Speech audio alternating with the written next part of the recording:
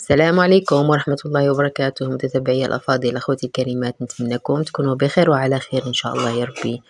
اليوم غادي نشارك معكم هاد كيفية الخياطة ديال هاد الضفيرة اللي عملناها اللي كتجي في بديل العقد. يعني كنشدو بها نص طوق ديال القفطان أو هبطة كاملة.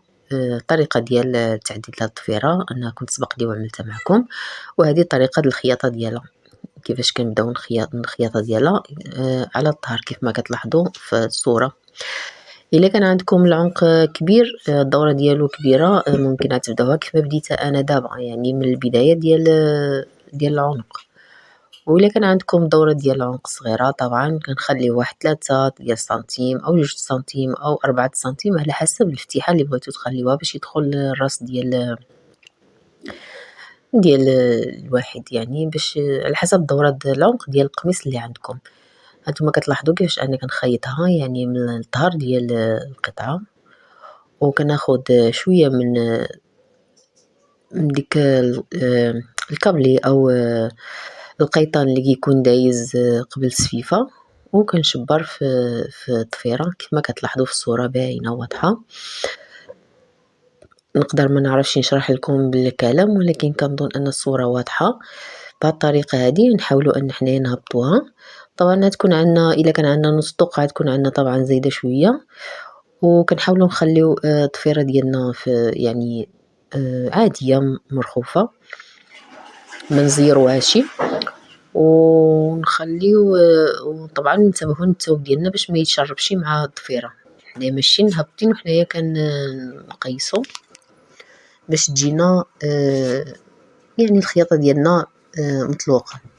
حنا كملنا هاد الجهه هادي، الجهه الاولانيه، غادي دابا نرجعوا باش نشدوا الجهه الثانيه. ومني كنجيو نرجعوا نشدوا الجهه الثانيه هي اللي كناخذوا يعني الاحتياط ديالنا باش ما يجيناش واحد الجهه مشربه على واحد الجهه. نحاولوا دائما حنا كنقيسوا، حنا كنخيطوا، حنا كنقيسوا باش ما نجبدوش الثوب. بهذه الطريقه هذه، يعني نفس الطريقه اللي عملنا في الاول كنعملوها في الجهه الثانيه. ناخذوا يعني ضريبه في القيطان اللي كيكون قبل السفيفه اللي مخيطين به القطعه ديالنا، سواء قفطان او جلابه، وضريبه في القفطان، وضريبه في الضفيره عفوا. ونحاولوا ان حنايا نزيروا يعني الغرزه ديالنا شويه باش ما تبقاش مرخوفه، وفي الوجه ما تباناش ايضا الخياطه، طريقه الخياطه ديالنا. هانتوما كتلاحظوا انا ملي غادي نقلب القطعه يعني ما كيبانش مره الخياطه بان فيها الخياطه. وهيدا حتى نساليو يعني الضفيره ديالنا كامله مكموله، سواء ممكن تعملوها في نص الطوق او في الهبطه كامله، كتجي مزيونه وشكل جديد كيف ما كتلاحظوا. صافي هكذا غادي نساليو الخدمه ديالنا كامله، ومن بعد نرجعوا نرتقوا ديك الزياده اللي كتبقى من داخل باش ما نخليوهاش ما تبقالناش يعني ديرونجينا الا كانت طويله بزاف. فقط كنفسخوا ديك الاطريف اللي بقى، ومن بعد غادي ناخذوا الابره والخيط ونرتقوا مزيان باش ما تفسخش عاود كامله. هانتوما كتلاحظوا كيفاش ما كيبانش مره الخياطه في الوجه. وكيف ما قلت لكم انتبهوا مزيان من جهه اخرى باش ما يتشربش جهه تجي جهه مشربه. ومن الاحسن ممكن يعني نرشموه بالقلم ديك الحراره اللي كيزول مع الحراره، او طباشير، باش ملي نكونوا كنخيطوا نكونوا يعني مطمئنين ان حنايا غادي نمشيو يعني الثوب ديالنا والخياطه ديالنا ماشيه مقاده، ماشي حتى نساليو عاد نجبروا واحد الجهه مشربه على جهه اخرى. وممكن كذلك الا مثلا بغيتو تبداو الضفيره من الاول العنق كيف ما كتلاحظوا، ممكن في الجهه الثانيه ما نشدوهاش حتى الفوق، نخلي واحد 2 سنتيم او 3 بحال الفتيحه.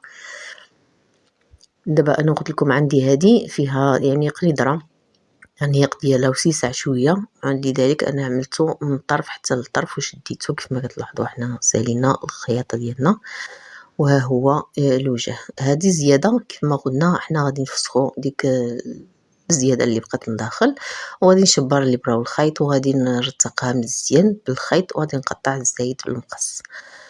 صافي وهذه هي النتيجة، نتمنى تنال الإعجاب ديالكم ونشوفكم في فيديو قادم بإذن الله. أي سؤال أو أي استفسار خليوه لي في التعاليق بإذن الله وأنا نجاوبكم بكل سرور. نشوفكم في فيديو قادم بإذن الله، إلى اللقاء.